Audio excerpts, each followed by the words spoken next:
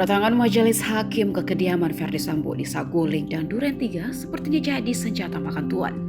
Sebelumnya, penasihat hukum Ferdy Sambo mengajak majelis hakim untuk mengecek lokasi di dua rumah ex-Kadif Propam itu, termasuk TKP pembunuhan Brigadir Nofriansah Yosua Huta Barat.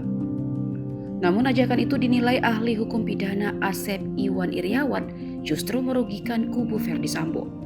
Mantan hakim itu berpendapat kedatangan majelis hakim justru karena ingin menjatuhkan hukuman yang lebih berat kepada Ferdy Sambo, dilansir dari YouTube TV Nasional. Menurutnya, hakim tentu perlu melihat fakta di lokasi pembunuhan agar yakin dengan hukuman berat yang akan diberikan dan menyesuaikan dengan keterangan saksi selama ini di persidangan. Salah satunya fakta mengenai lokasi penembakan yang tidak terlalu besar, sehingga penilaian jika ada terdakwa yang tidak melihat atau mendengar sangatlah tidak wajar.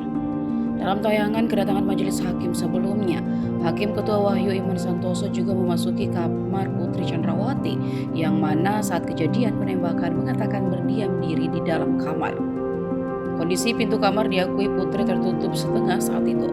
Dan Hakim Wahyu juga mengecek langsung kondisi kamar, juga pintu didampingi jaksa penuntut umum.